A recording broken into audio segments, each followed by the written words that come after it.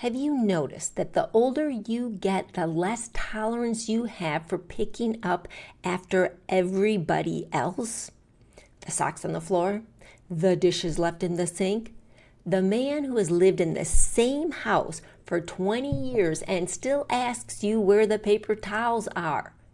You're not mildly irritated, you're angry.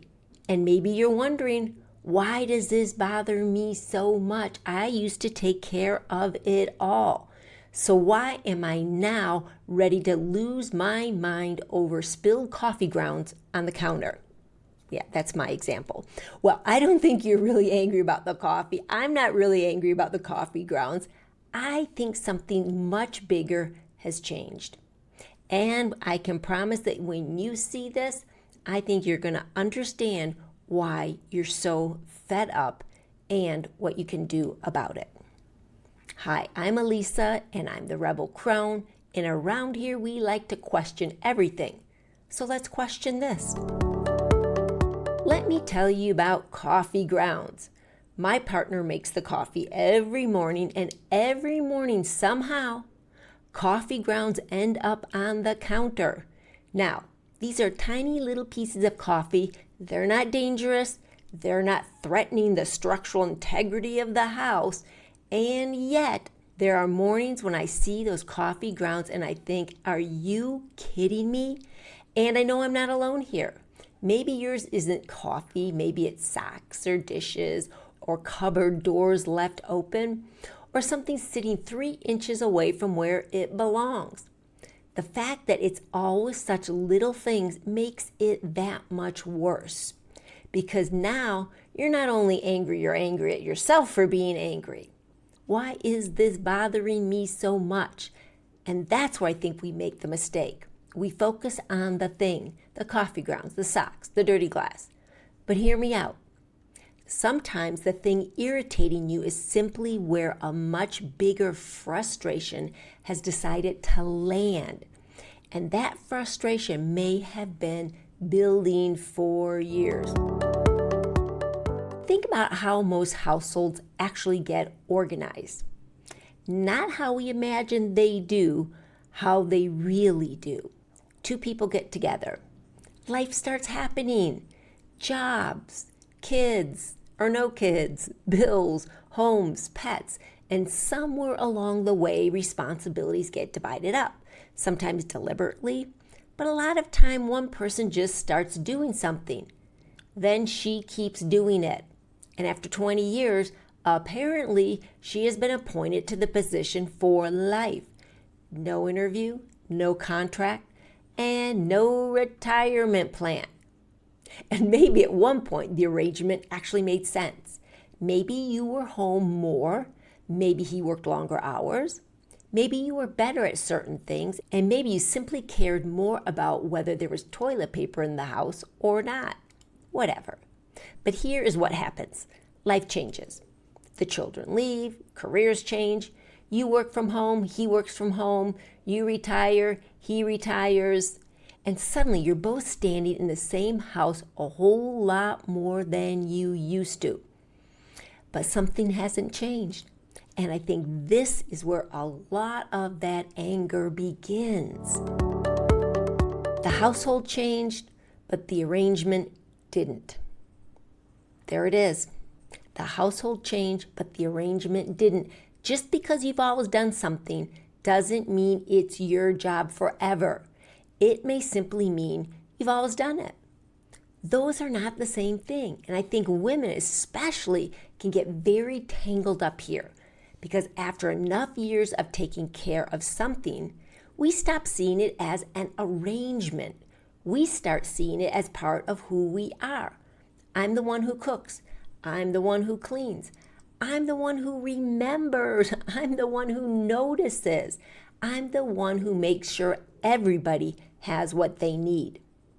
And then life changes. Maybe menopause was your big change.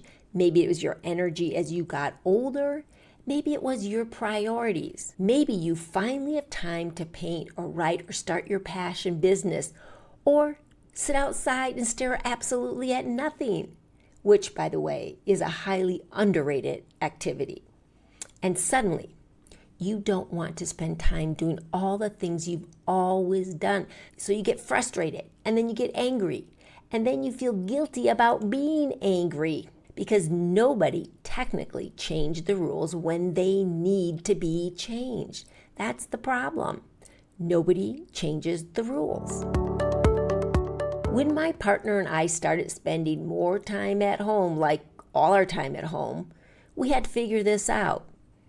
And I want to be clear, it wasn't because I calmly floated into the room one morning surrounded by white light and said, "Beloved, I believe our domestic responsibilities require conscious renegotiation." Nope. There was irritation, there was frustration, there was probably some very aggressive wiping of countertops, swearing under and over my breath. You know the drill. You're not saying anything, but the sponge is delivering quite the TED Talk. Here it is. Eventually I realized this isn't working for me anymore, and my partner is blissfully ignorant of the whole situation. That old arrangement has hit a hard stop. And what do? I start making it a problem with him. Now our fights are about whether he's a good person or a bad person, because there are coffee grounds on the counter, and he doesn't seem to remember from one day to the next that they don't belong there. On one level, it's ridiculous. I admit it. But on another level, it is very real. But the good news is that if the arrangement no longer works, we can change the arrangement. And that is exactly what we did, or should I say, I did. Warning, do not try to renegotiate your household when you are furious. I know, very inconvenient. But if you walk into the room holding a sponge like it's a weapon and say, "We need to talk," you are probably not setting the stage for a productive conversation. Wait until you're calm, because the conversation isn't really about today's coffee grounds. It's about the larger pattern. What's changed? What are you carrying? What is he carrying? What are you still doing simply because you've always done it? And what no longer makes sense? That's a very different conversation than, "Why can't you see the coffee grounds on the counter?" Although it's still a very fair question. Now here's the part I had to learn. If you're going to share responsibility, you have to actually share responsibility. You cannot hand someone a job and then stand 3 feet behind them, as tempting as it is, providing a live commentary. Ask me how I know? There's a difference between setting a clear expectation and micromanaging how someone gets there. For example, I cook, my partner cleans the kitchen. But we had to agree on what a clean kitchen means, what that looks like. Because apparently, men can look at the same kitchen and have a very different interpretation of the word clean. So we established the expectation. This is what it looks like. After that, I have to let him do it his way, his timing, his process, as long as we end up with the thing we agreed to. For us, it took some time, maybe a few years, to get the kitchen thing down.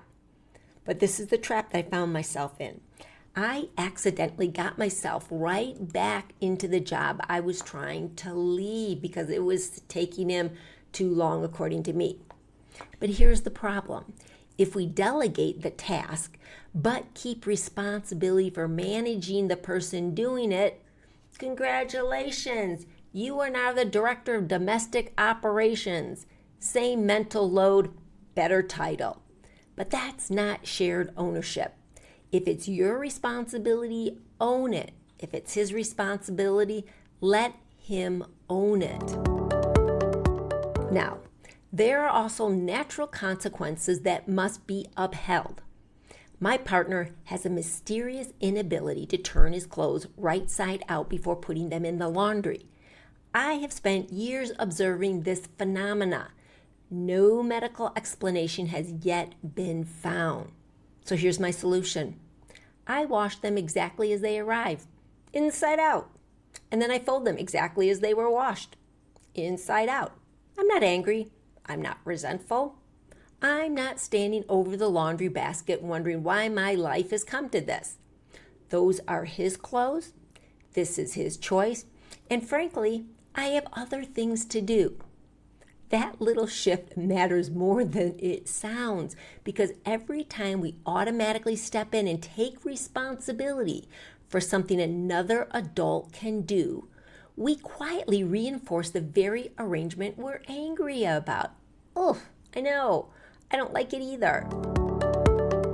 So let's go back to the coffee grounds. Those darn coffee grounds. Why can something so small make us so angry? I don't think it's because we're becoming cranky old women.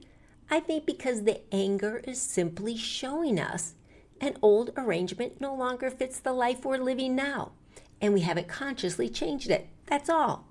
We keep doing what we've always done, then resent everyone because we're still doing it. But nobody has stopped to ask, does this still make sense? And maybe that's the question, not why am I so angry, but what am I carrying around simply because I've always carried it?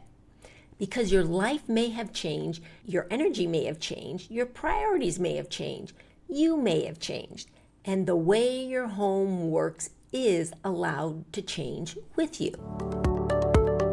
So in closing, I love a calm home. I need a calm home. My home is where I think, where I create, where I come back to myself. But I no longer believe it's my job to create that peace for every adult living in it. I create mine, he creates his. And sometimes keeping the peace doesn't mean becoming more patient with the coffee grounds. Sometimes it means finally questioning the agreement underneath them. Because life is a balancing act, right? It is give and take. It's agreed upon reciprocity. So I'd love to hear about your experience in the comments. And if you're ready to question a few more things we've been taught without thinking, subscribe, sign up for the free 35-page guide that I created just for you called The 5 Layers to Shed, Find Yourself Again. I'll put the link in the comments and in the YouTube description. So until next time, keep questioning things. Keep trying to figure out what's really going on, because when we get to those root causes, that's when things can really change. As always, peace from within, because that's where it starts, that's where it ends, that's the whole ball game.